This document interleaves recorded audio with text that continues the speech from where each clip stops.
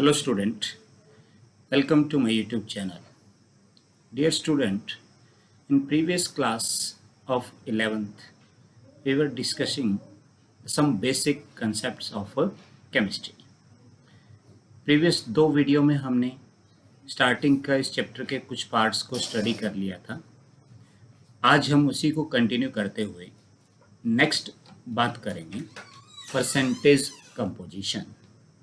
Percentage composition means कोई भी compound जो है उस कंपाउंड में जो पर्टिकुलर एलिमेंट्स प्रेजेंट होता है उस पर्टिकुलर एलिमेंट का टोटल मास के कंपैरिजन में जो अमाउंट या मास प्रेजेंट है वो उसका परसेंटेज कंपोजिशन कहलाता है.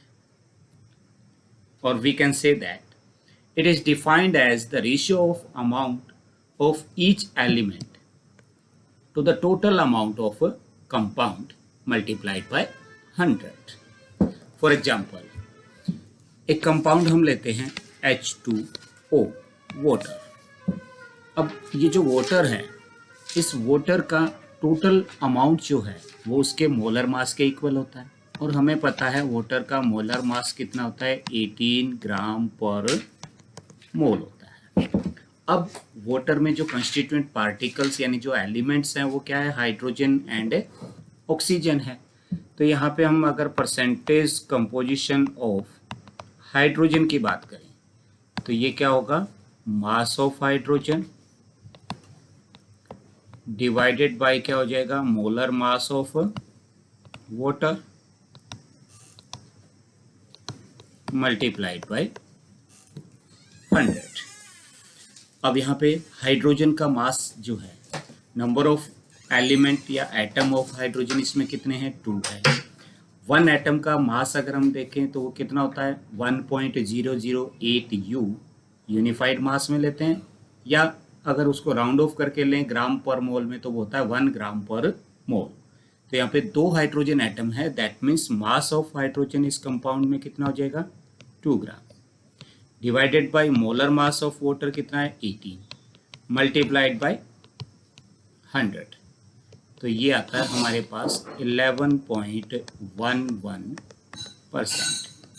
तो ये क्या हो जाएगा percentage composition of hydrogen in water is 11.11%.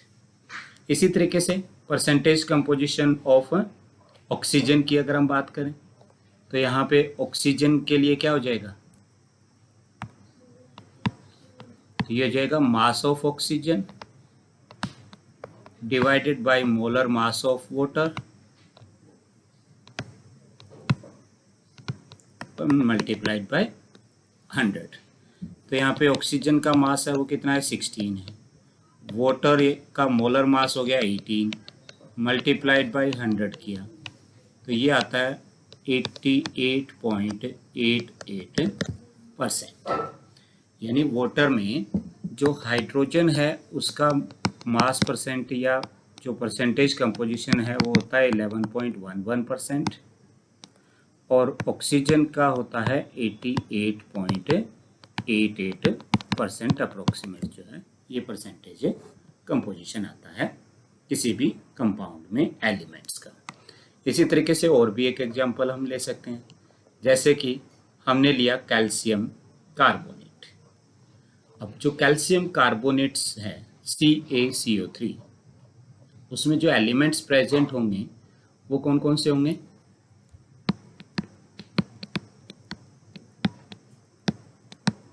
Calcium है कार्बन है एंड ऑक्सीजन है.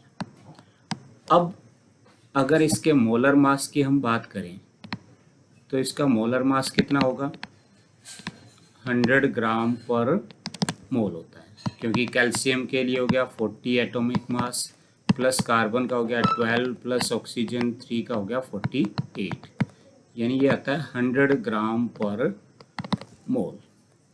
अब उस 100 ग्राम में से कैल्शियम का मास है वो कितना होगा 40 ग्राम कार्बन का कितना होगा 12 ग्राम और ऑक्सीजन का कितना होगा 48 ग्राम. तो यहाँ पे परसेंटेज ऑफ कार्बन है ये हो जाएगा 12/100 इंटू 100 यानी ये हो गया 12%. कैल्शियम के लिए हो जाएगा 40/100 इंटू 100, तो ये हो जाएगा 40%। इसी तरीके से ऑक्सीजन के लिए हो जाएगा परसेंटेज ऑफ ऑक्सीजन जो है ये हो जाएगा 48 divided by 100 multiplied by 100, that means 48%। तो इस तरीके से किसी भी कंपाउंड में जो एलिमेंट प्रेजेंट है उसका हम परसेंटेज कंपोजिशन इस तरीके से निकाल सकते हैं। अब परसेंटेज कंपोजिशन के बाद नेक्स्ट आता है मॉलिक्यूलर एंड एम्पेरिकल फॉर्मूला। तो यहाँ पे देखो जो एम्पेरिकल फॉर्मूला है, empirical formula represent the simplest whole number ratio of various atoms present in a compound. यानी किसी भी कंपाउंड में जो डिफरेंट एटम्स प्रेजेंट हैं उन एटम्स के एक सिंपल होल नंबर रेशियो को बताने के लिए जो भी हम फॉर्मूला यूज करते हैं वो कहलाता है उसका एम्पेरिकल फॉर्मूला। जबकि जो मॉलिक्यूलर फॉर्मूला है, molecular formula shows the exact number of different type of atoms present in A molecule of A compound. यानी मॉलिक्यूलर फॉर्मूला तो क्या करेगा, उसमें जितने एग्जैक्ट नंबर ऑफ एटम है उसको रिप्रेजेंट करता है, जबकि एम्पेरिकल फॉर्मूला उन डिफरेंट एटम का जो रेशियो है, जो सिंपल रेशियो बनता है, उसको रिप्रेजेंट करता है। For example glucose. अब ग्लूकोज का जो मॉलिक्यूलर फॉर्मूला होता है वो होता है C6H12O6। यानी इसके अंदर 6 कार्बन होते हैं, 12 हाइड्रोजन एटम होते हैं एंड 6 ऑक्सीजन एटम होते हैं। तो इसका जो मॉलिक्यूलर फॉर्मूला है वो क्या हो गया, C6H12O6 हो गया।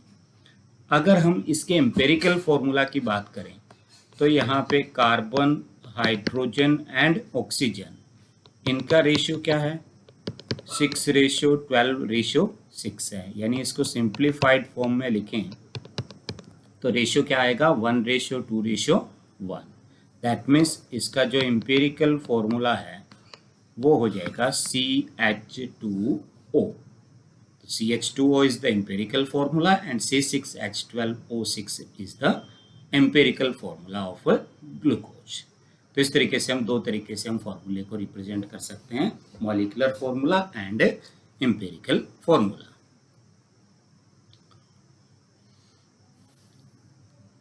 अब यहाँ पे देखो ये जो एम्पिरिकल फॉर्मूला है, अगर हमें if the mass percent of various element present in a compound is given, यानी किसी भी कंपाउंड में जो डिफरेंट एलिमेंट है उनका परसेंटेज कंपोजिशन अगर हमें दे रखा है तो उस परसेंटेज कंपोजिशन की हेल्प से हम उस कंपाउंड का एम्पिरिकल फॉर्मूला है उसको डिटरमाइन कर सकते हैं।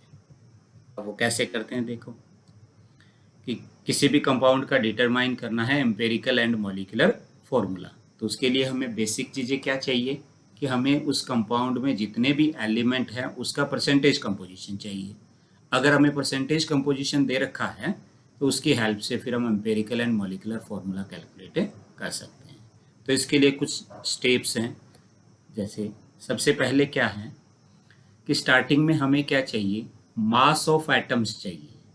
यानी किसी भी कंपाउंड में जो डिफरेंट एलिमेंट्स के जो एटम प्रेजेंट है उनका मास चाहिए। तो वो मास हम किससे निकालेंगे, जो परसेंटेज कंपोजिशन है उससे। यानी उस पर्टिकुलर कंपाउंड का टोटल मास हम एज्यूम करते हैं कि 100 ग्राम है, और उस 100 ग्राम में से जो इंडिविजुअल एलिमेंट है उनका जो भी परसेंटेज होता है वो उसका परसेंट मास आ जाता है। जैसे हमने वाटर के केस में ये कहा था कि वाटर में ऑक्सीजन जो है वो 88.88% है और हाइड्रोजन है वो 11.11% है। दैट मीन्स अगर टोटल मास ऑफ वाटर 100 ग्राम ले तो उस 100 ग्राम में जो हाइड्रोजन है वो 11.11 हो जाएगा और ऑक्सीजन है वो 88.88 हो जाएगा। यानी फर्स्ट हम उस कंपाउंड में जो भी एलिमेंट हैं उनका मास निकाल लेते हैं by assuming the total mass of the compound is 100। तो परसेंटेज कंपोजिशन को हमने मास में कन्वर्ट कर लिया।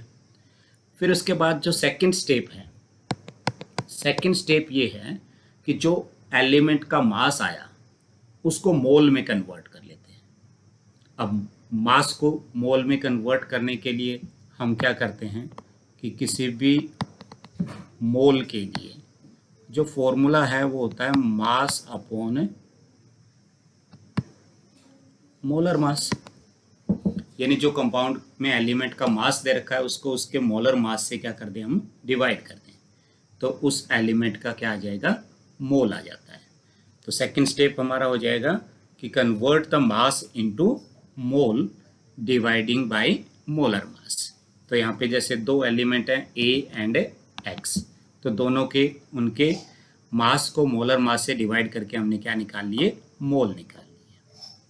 फिर उसके बाद जो थर्ड स्टेप है, थर्ड स्टेप में हम क्या करते हैं, जो भी मोल वैल्यू आ रही है, जैसे यहाँ पे दो एलिमेंट है तो दोनों के डिफरेंट मोल्स आ रहे हैं, तो उन मोल्स को जो स्मॉलेस्ट मोल वैल्यू है उससे डिवाइड कर देते हैं।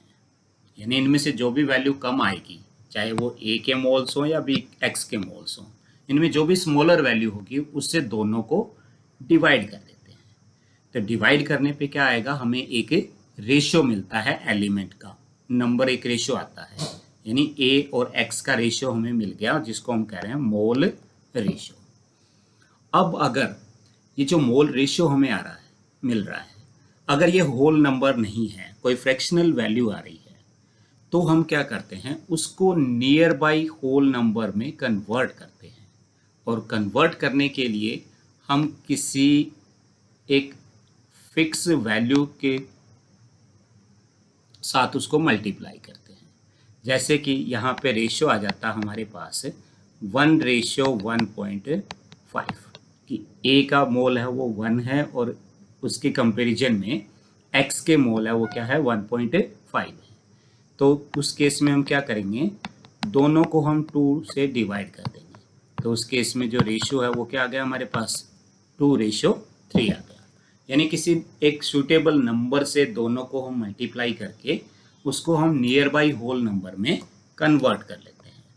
और नियर बाई होल नंबर में कन्वर्ट करने के बाद जो भी रेशियो आता है वो रेशियो उस कंपाउंड में उन एलिमेंट की एक्चुअल रेशियो को बताता है, जिसकी हेल्प से हम क्या निकाल सकते हैं, उसका एम्पेरिकल फॉर्मूला निकाल सकते हैं। जैसे अभी मैंने कहा कि अगर रेशियो हमारे पास क्या आया, 2:3 आया ए और एक्स का, तो इसका मतलब वहाँ पे जो एम्पेरिकल फॉर्मूला है वो क्या हो जाएगा, A2x3। तो इस तरीके से हमने एम्पेरिकल फॉर्मूला निकाल लिया। अब जब एम्पेरिकल फॉर्मूला हमारे पास आ गया, उसके बाद नेक्स्ट स्टेप आता है मॉलिक्यूलर फॉर्मूला कैलकुलेट करना। तो मॉलिक्यूलर फॉर्मूला कैलकुलेट करने के लिए हमें कंपाउंड का मोलर मास चाहिए।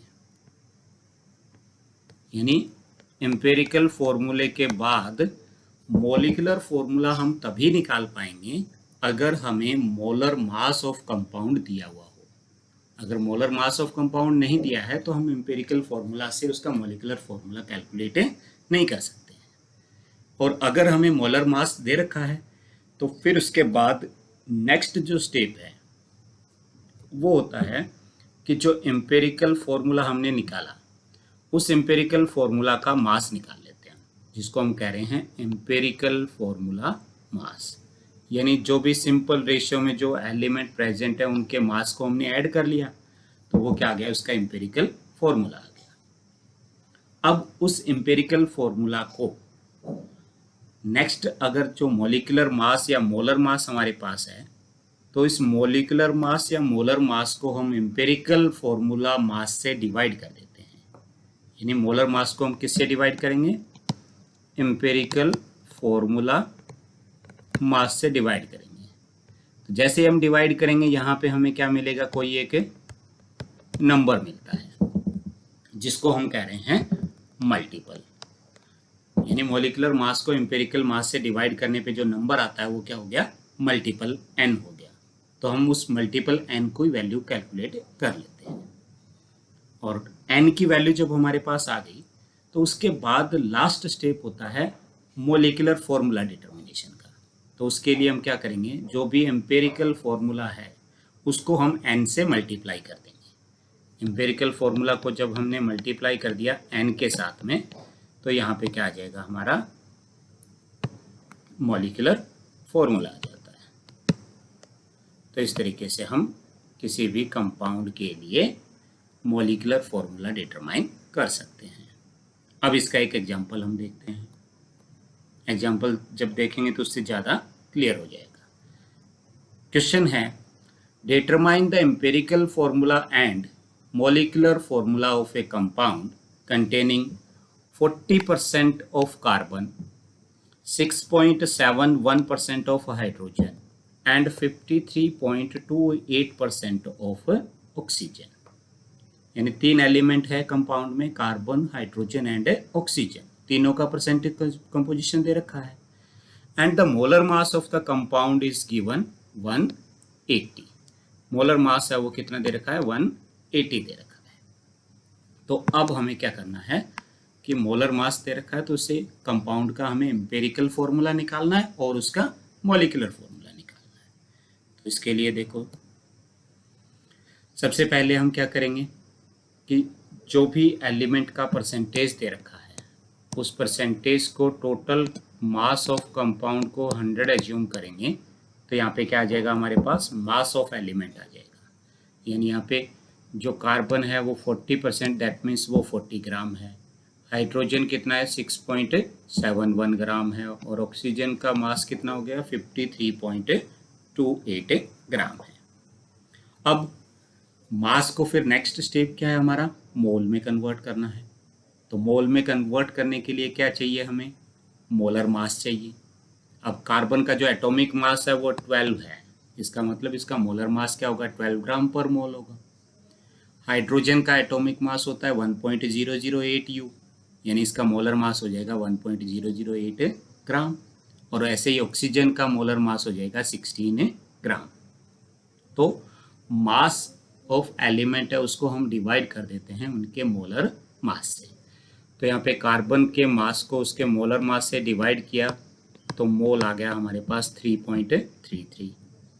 सेम ऐसे ही हाइड्रोजन के मास को उसके मोलर मास से डिवाइड किया तो मोल आ गया 6.66। और तीसरा ऑक्सीजन है, उसके मास को मोलर मास से डिवाइड किया तो वैल्यू आ गई 3.33। यानी ये तीनों के क्या आ गए हमारे पास, मोल्स आ गए। अब नेक्स्ट स्टेप क्या है कि जो भी मोल वैल्यूज आ रही हैं उनमें से जो स्मॉलर वैल्यू है, सारी मोल वैल्यूज को उस स्मॉलर वैल्यू से डिवाइड कर देते हैं। यानी स्मॉलर वैल्यू क्या है, 3.33 है। तो तीनों को हमने 3.33 से डिवाइड किया। तो डिवाइड करने पे नंबर हमारे पास आया 1, 2 और 1। अब ये ऑलरेडी होल नंबर आ रहा है तो इसका मतलब उसको सिंप्लीफाइड करने की ज़रूरत है ही नहीं। तो हमारे पास जो कार्बन, हाइड्रोजन एंड ऑक्सीजन, इनका रेशियो मिल गया हमें 1:2:1। यानी कि उस कंपाउंड का जो एम्पिरिकल फॉर्मूला है वो आ गया हमारे पास CH2O। तो एम्पिरिकल फॉर्मूला तक का स्टेप हो गया। अब क्या करना है हमें, एम्पिरिकल फॉर्मूला मास निकालना है। यानी जो भी एम्पिरिकल फॉर्मूला आया उसका हमें मास कैलकुलेट करना है। तो यहाँ पे कार्बन का मास हो गया 12, हाइड्रोजन का मास हो गया 2 प्लस ऑक्सीजन का मास हो गया 16। यानी ये आ गया हमारे पास 30 ग्राम पर मोल। ये क्या है, एम्पिरिकल फॉर्मूला मास है। अब कंपाउंड का जो मोलर मास है वो हमें ऑलरेडी दे रखा था। वो कितना दे रखा था, 180 ग्राम पर मोल दे रखा है। तो यहाँ से हम क्या करेंगे, मल्टीपल n की वैल्यू निकालेंगे। n क्या होगा, molar mass divided by empirical formula mass. तो ये हो जाएगा 180 डिवाइडेड बाय 30। यानी n की वैल्यू कितनी आ गई हमारे पास, 6 आ गई। अब उसके बाद लास्ट स्टेप है, क्या होगा कि जो मॉलिक्यूलर फॉर्मूला है वो निकालना है। तो इसके लिए हम क्या करेंगे, जो मल्टीपल n है उसको मल्टीप्लाई कर देंगे एम्पिरिकल फॉर्मूला के साथ। यानी 6 इंटू क्या हो गया, CH2O। तो ये हो जाएगा C6H12O6, यानी जो कंपाउंड है वो हमारा क्या है, ग्लूकोज है, C6H12O6। तो इसका मॉलिक्यूलर फॉर्मूला हो गया C6H12O6 और एम्पेरिकल फॉर्मूला हो गया CH2O। तो इस तरीके से किसी भी एलिमेंट का परसेंटेज कंपोजिशन अगर हमें पता है किसी भी कंपाउंड में, तो उस कंपाउंड का हम एम्पेरिकल और मॉलिक्यूलर फॉर्मूला डिटरमाइन कर सकते हैं। नेक्स्ट इसके बाद में फिर अगला पॉइंट आता है लिमिटिंग रिएजेंट। अब ये लिमिटिंग रिएजेंट देखो क्या होता है। It is the reactant which gets consumed and limit the amount of product formed is called limiting reagent। यानी किसी भी केमिकल रिएक्शन का वो रिएक्टेंट जो कंप्लीटली कंज्यूम हो जाता है ड्यूरिंग द रिएक्शन और जो प्रोडक्ट फॉर्मेशन को लिमिट करता है या कंट्रोल करता है, वो क्या कहलाता है, लिमिटिंग रिएजेंट कहलाता है। अब जो reactant which is present in lesser amount gets consumed after some time, यानी जो सबसे कम अमाउंट में जो रिएक्टेंट होगा वो सबसे पहले खत्म होगा, and after that no further reaction takes place whatever be the amount of other reactant present, hence the reactant which gets consumed limit the amount of product formed and is therefore called a limiting reagent। जैसे कि एक reaction हम लेते हैं N2 plus 3H2 और product बन रहा है 2NH3, यानी अमोनिया फॉर्मेशन हो रहा है नाइट्रोजन और हाइड्रोजन की रिएक्शन से। अब अगर इस रिएक्शन की हम स्टोइकियोमेट्री की बात करें, यानी इस रिएक्शन को देखें, तो हम ये कह सकते हैं that 1 mole of nitrogen react with 3 mole of hydrogen and it gives 2 mole of ammonia. 1 mole nitrogen 3 mole hydrogen से रिएक्ट कर रही है और 2 मोल ऑफ क्या बना रही है, अमोनिया बना रही है। अब इस मोल को अगर हम मास की फॉर्म में लें तो हम ये कह सकते हैं कि 28 gram of ammonia nitrogen react with 6 gram of hydrogen and it gives 34 gram of ammonia. ये रिएक्शन की स्टोइकियोमेट्री है। अब रिएक्शन में जैसे हमारे पास एक क्वेश्चन दे दे कि 10 kilogram of N2 react with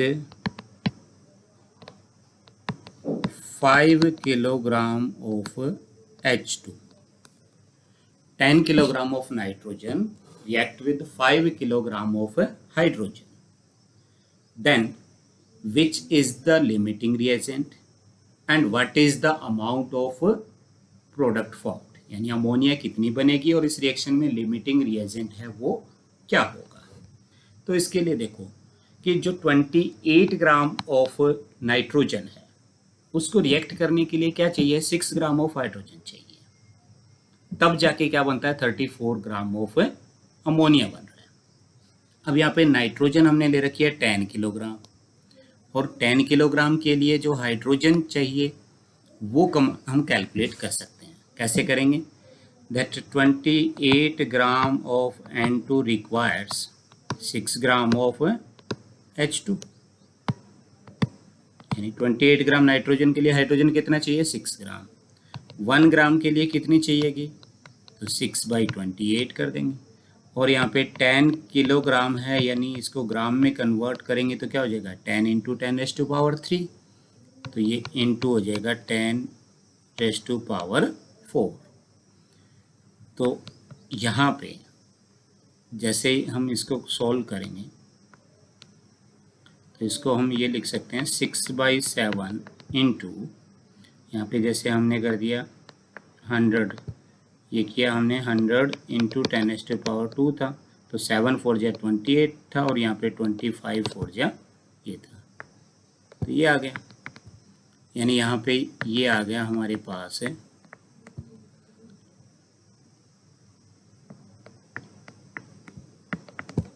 15,000/7। अब इसको जब हम सॉल्व करेंगे तो ये वैल्यू हमारे पास आती है अप्रोक्सीमेट 2.11 kg समथिंग, यानी हाइड्रोजन हमें कितना चाहिए, 2.11 kg चाहिए, जबकि हाइड्रोजन हमारे पास है कितना, 5 kg है। इसका मतलब हाइड्रोजन तो एक्सेस में है। तो फिर यहाँ पे लिमिटिंग क्वांटिटी किसकी हुई, नाइट्रोजन की, कि नाइट्रोजन तो पूरा कंज्यूम हो जाएगा। और जब नाइट्रोजन पूरा कंज्यूम हो जाता है उसके बाद भी जो हाइड्रोजन है वो बचा हुआ रह रहा है, तो इसका मतलब जो पहले खत्म हो रहा है वो लिमिटिंग एजेंट है। तो इस क्वेश्चन में क्या हो जाएगा, लिमिटिंग एजेंट है वो नाइट्रोजन होगा।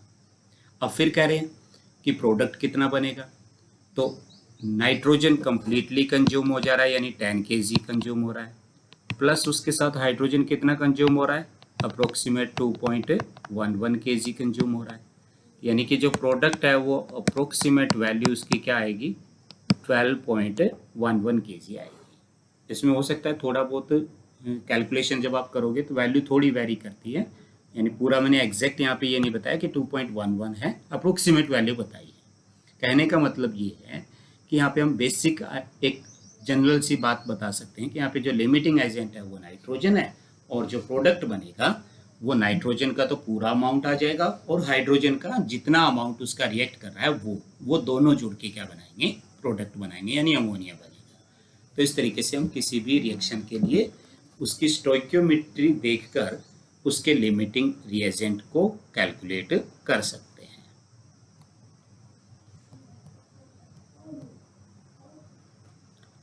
इसके बाद नेक्स्ट पार्ट आता है हमारा कंसंट्रेशंस इन ए सॉल्यूशन। अब कंसंट्रेशन इन सॉल्यूशन जो है, यानी कंसंट्रेशन का मतलब ये होता है कि जब भी कोई हम सॉल्यूशन बनाते हैं, सॉल्यूशन में 2 डिफरेंट कंपाउंड को हम मिक्स करते हैं और उनका जब होमोजेनियस मिक्सचर बन जाता है तो उसको हम बोलते हैं वो सॉल्यूशन बना लिया। तो उसके लिए जो कंसंट्रेशन होती है वो होता है amount of a particular component with respect to the other component, यानी दूसरे के साथ कंपैरिजन करके हम बताते हैं कि किसी एक पर्टिकुलर का अमाउंट जो है वो दूसरे सॉल्यूशन या सॉल्वेंट में कितना प्रेजेंट है, तो उसके लिए हम डिफरेंट कंसंट्रेशन टर्म्स है वो यूज करते हैं। तो यहाँ पे हम 4 डिफरेंट वेज से हम कंसंट्रेशन को एक्सप्रेस कर सकते हैं। तो पहला है मास परसेंटेज, दूसरा है मोल फ्रैक्शन, तीसरा है मोलैरिटी और चौथा है मोलैलिटी। तो ये 4 तरीके से हम कंसंट्रेशन को एक्सप्रेस करेंगे। अब सॉल्यूशन हम कह रहे हैं कि सॉल्यूशन के 2 पार्ट होते हैं, पहला होता है सॉल्यूट और दूसरा होता है सॉल्वेंट। तो जब किसी सॉल्यूट को हम सॉल्वेंट में ऐड कर रहे हैं तो वो क्या बना रहा है कि सॉल्यूशन बना रहा है। तो यहाँ पे कंसंट्रेशन क्या हो जाएगी, amount of solute divided by the amount of solvent, या सॉल्वेंट की जगह हम यहाँ पे सॉल्यूशन भी ले सकते हैं। इस तरीके से हम कंसंट्रेशन को एक्सप्रेस करते हैं।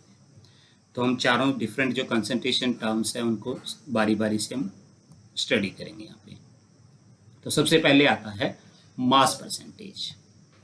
अब मास percentage of A compound is given by the formula mass of solute divided by total mass of solution multiplied by 100।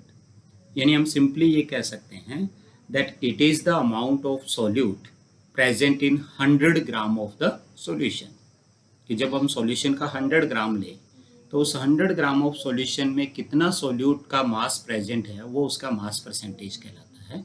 यानी इसका फॉर्मूला हो जाएगा mass of solute divided by total mass of solution multiplied by 100। अब जो mass percentage है it is used only for the binary solution. Binary solution का मतलब क्या है, यानी ऐसे सॉल्यूशन जिसमें केवल 2 ही कंपोनेंट हो, एक सॉल्यूट और एक सॉल्वेंट। एंड सेकंड ये है it is used for the calculation of very small quantity, यानी जो स्मॉलर क्वांटिटीज होती हैं उनके लिए इसको हम यूज करते हैं। जैसे कि यहाँ पे हम बात करते हैं कि 5 gram of glucose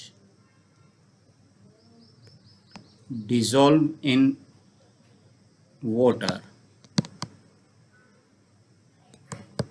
and prepared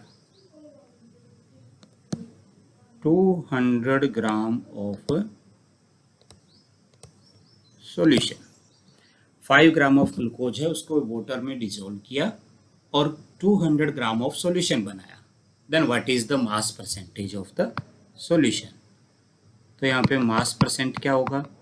mass of the solute यानी ग्लूकोज है, divided by mass of solution, तो 200 है, मल्टीप्लाइड बाय क्या हो गया? 100। तो यहाँ पे जो परसेंटेज आएगी वो आ जाएगी 2.5%। तो इस तरीके से हम मास परसेंट है वो कैलकुलेट कर सकते हैं किसी भी सॉल्यूशन के लिए। सेकंड, एक चीज़ और ध्यान रखनी है, जैसे इसी क्वेश्चन को मैं थोड़ा सा मॉडिफाई कर दूँ। मॉडिफाई क्या करूँ? That 5 gram of glucose dissolved in 200 gram of water, then what is mass percentage? अब इस क्वेश्चन को थोड़ा सा ध्यान से पढ़ो। पहले मैंने लिखा था 5 gram of glucose dissolved in water and prepare 200 gram of solution. यहाँ पे मैंने लिख दिया 5 gram of glucose dissolved in 200 gram of water. तो यहाँ पे क्या फ़र्क आया कि यहाँ जो 5 ग्राम है ये तो मास ऑफ सॉल्यूट है, लेकिन जो यहाँ 200 ग्राम है ये मास ऑफ सॉल्वेंट है, जबकि हमें यहाँ पे चाहिए क्या? मास ऑफ सॉल्यूशन चाहिए। तो मास ऑफ सॉल्यूशन क्या होता है?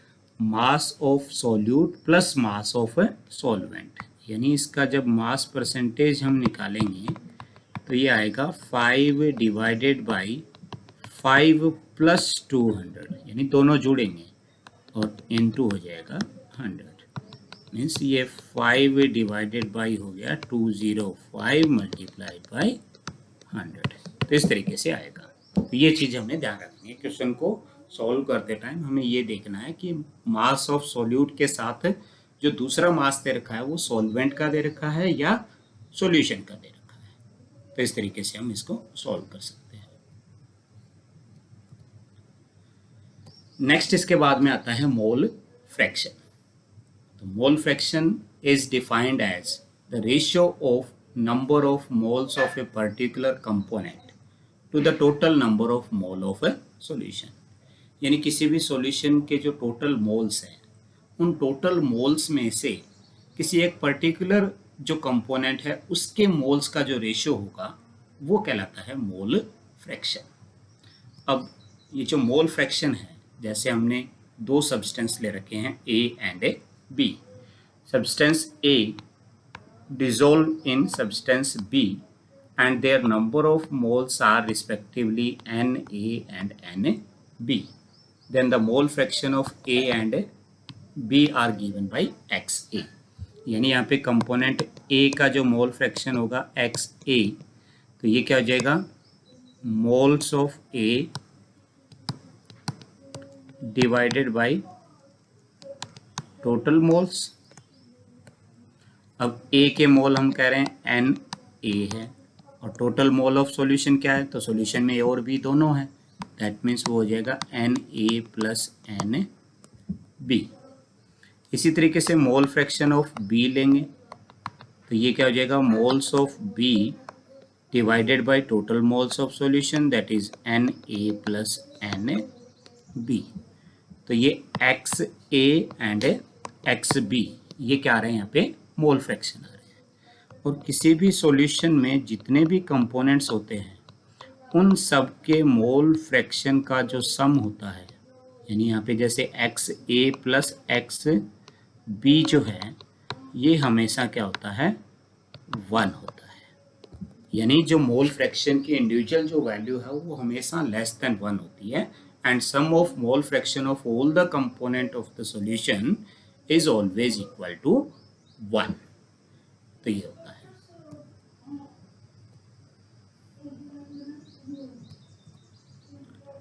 नेक्स्ट इसके बाद तीसरी कंसंट्रेशन टर्म आती है molarity. Molarity is defined as the number of moles of the solute in 1 litre of the solution. यानी कोई भी सॉल्यूशन है उसका वॉल्यूम हमने 1 लीटर ले रखा है, तो उस 1 लीटर वॉल्यूम में जो सोल्यूट के मोल्स प्रेजेंट हैं वो क्या कहलाता है, उसकी मोलैरिटी कहलाता है। Means number of moles of solute per litre volume of the solution है। अब मोलैरिटी को हम कैपिटल M से डिनोट करते हैं और ये होती है moles of solute divided by volume of solution in litre. अब जो मोल्स हैं उसको हमने ले लिया N और जो वॉल्यूम है उसको हमने ले लिया V, यानी मोलैरिटी M जो है वो क्या होगी, N/V होगी। अब यहाँ पे जो मोल N है ये क्या होता है, मास अपॉन मोलर मास होता है। जैसे हमने यहाँ पे मास को ले लिया WB divided by molar mass हमने ले लिया MB। अब ये मास किसका है, सोल्यूट का है, और जो मोलर मास है वो भी किसका होगा, सोल्यूट का होगा।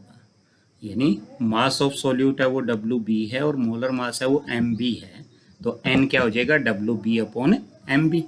तो यहाँ पे मोलैरिटी का फॉर्मूला क्या बन जाएगा, N = WB/MB इंटू 1/V।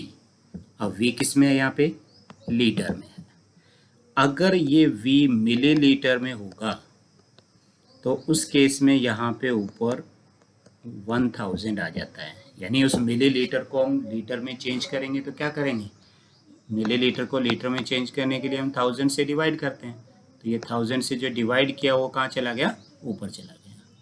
तो अगर हमने वॉल्यूम को मिलीलीटर में ले रखा है तो फॉर्मूला हमारे पास ये आ जाएगा।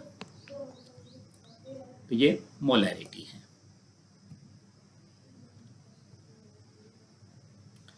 नेक्स्ट इसके बाद आता है कि अगर हमने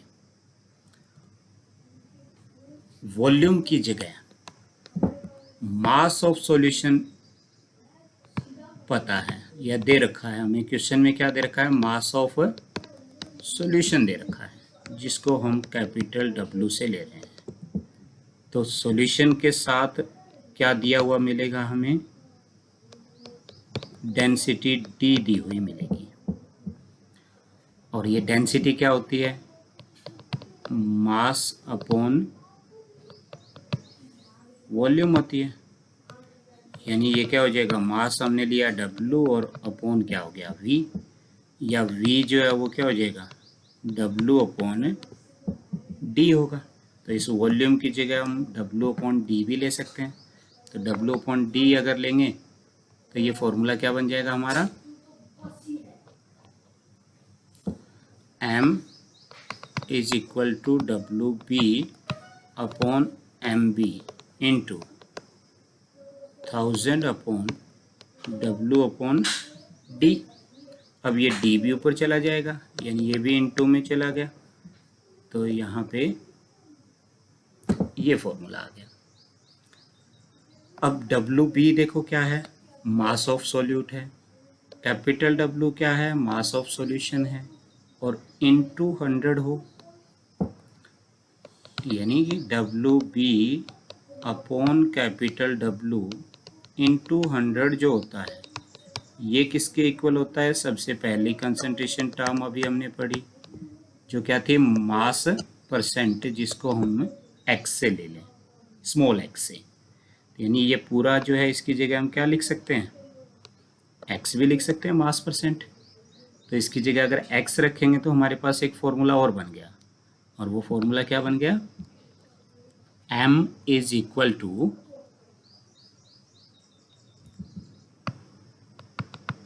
अब यहाँ पे W इंटू 100 और वो उसकी जगह क्या आ गया, यहाँ पे बचा 10, मास परसेंट आ गया x, D अपॉन क्या हो जाएगा, MB। ये एक नेक्स्ट फॉर्मूला और आ गया मोलैरिटी का। तो इस तरीके से हम मोलैरिटी के कई सारे फॉर्मूले जो हैं वो ले सकते हैं। नेक्स्ट इसके बाद अगला आता है मोलैलिटी। जो मोलैलिटी है उसको हम स्मॉल m से डिनोट करते हैं। मोलैरिटी को हम कैपिटल M से ले रहे थे, जबकि इसको हम किससे लेंगे, स्मॉल m से। तो ये क्या होता है, it is defined as the number of moles of solute present in 1 kilogram of solvent. Molarity और मोलैलिटी में यही मेन डिफरेंस है। यहाँ पे ये वाला देखो, वहाँ हम कह रहे थे it is defined as the number of moles of solute present in 1 litre of solution, जबकि यहाँ पे 1 लीटर ऑफ सॉल्यूशन की जगह हमने क्या लिया, 1 किलोग्राम ऑफ सॉल्वेंट ले लिया। तो इसको हम स्मॉल m से डिनोट कर रहे हैं। तो ये क्या हो जाएगा, molality is equal two moles of solute divided by mass of solvent in kilogram. या वही हम मोल्स ऑफ सोल्यूट को हम क्या लें, WB/MB ले लें। तो ये मोल्स आ गया। अब WA यानी यहाँ पे क्या लिया हमने, मास ऑफ सॉल्वेंट है, वही उसको अगर हमने ग्राम में ले रखा है तो ऊपर हमने 1000 से मल्टीप्लाई कर दिया। तो फॉर्मूला हमारे पास ये आ गया, M is equal to WB/MB into 1000/WA। Molality of the solution does not change with the temperature because volume of a solution is temperature independent. Sorry, यहाँ पे ये थोड़ा सा गलत लिखा हुआ है। वॉल्यूम जो है वो क्या होता है, टेम्परेचर डिपेंडेंट होता है। तो अगर किसी भी कंसंट्रेशन टर्म में वॉल्यूम आ रहा है तो वो टेम्परेचर से अफेक्ट होते हैं, जबकि जहाँ पे वॉल्यूम नहीं आ रहा है इसका मतलब वो टेम्परेचर से क्या होते हैं, इंडिपेंडेंट होते हैं। तो यहाँ पे मोलैरिटी में कहीं भी हमने वॉल्यूम वाली टर्म नहीं ली है, इसका मतलब मोलैलिटी जो है वो टेम्परेचर क्या होती है, इंडिपेंडेंट होती है। टेम्परेचर पे उसका कोई इफेक्ट नहीं पड़ता है। टेम्परेचर कम रखें ज़्यादा रखें वो कंसंट्रेशन वैल्यू चेंज नहीं होती है। जबकि मोलैरिटी जो हमने ली थी, इस मोलैरिटी में देखो यहाँ पे क्या आ रहा है, वॉल्यूम ऑफ सॉल्यूशन आ रहा है। तो वॉल्यूम ऑफ सॉल्यूशन आ रहा है, इसका मतलब वॉल्यूम जो है वो क्या है, टेम्परेचर डिपेंडेंट है। तो टेम्परेचर डिपेंडेंट है, इसीलिए वो चेंज हो सकती है। यानी टेम्परेचर कम ज़्यादा अगर होगा तो ये वैल्यू भी